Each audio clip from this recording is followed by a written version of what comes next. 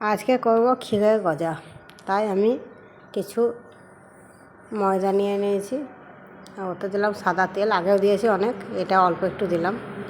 লবণ দিয়েছি অল্প, ইচ্ছা হলে দিতে পারে, নাও দিতে পারে।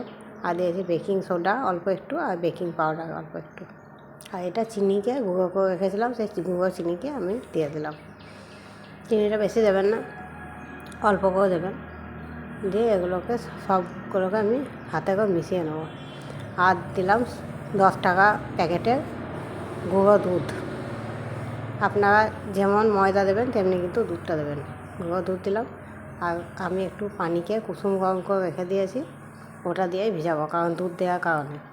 গুঁড়ো দুধ দিয়েই ক্ষীরের গজাটা করতে হয়। গুঁড়ো দুধটাকে দিলাম।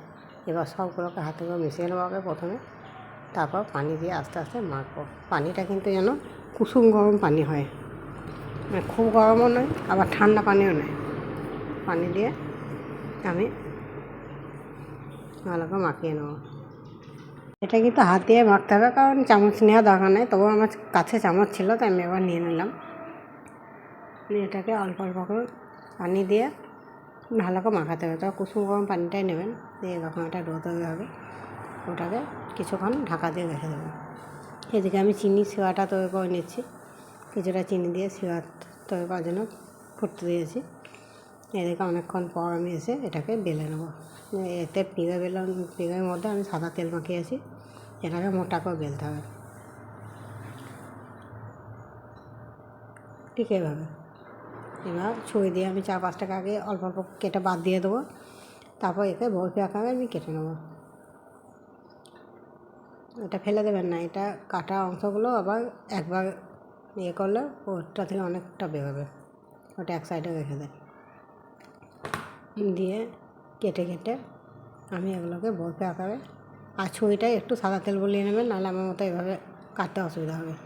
আমিও সাদা তেল মাখাতে ভুলে গেছিলাম। এভাবে কেটে নিয়েছি। এবার এগুলোকে কড়াইতে সাদা তেল দিয়ে আমি এগুলোকে ভেজে নেব।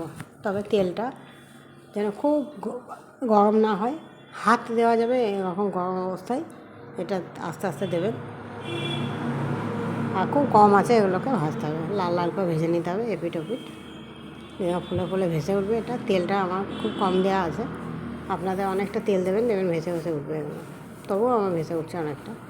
আর খুব সুন্দর দেখেন, একদম ফাঁপা ফাঁপা হয়েছে ভেতরটা, সুন্দর লাল লাল করে আমি ভেজে নিয়েছি।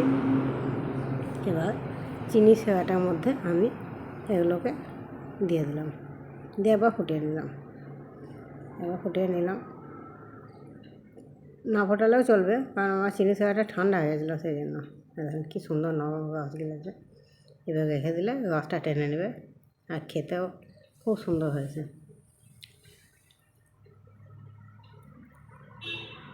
আর একটু এলাচকে আপনারা থেতলে দিয়ে দেবেন, তাহলে একটা ফ্লেভার আসবে এলাচের। দেখুন কী সুন্দর নরম।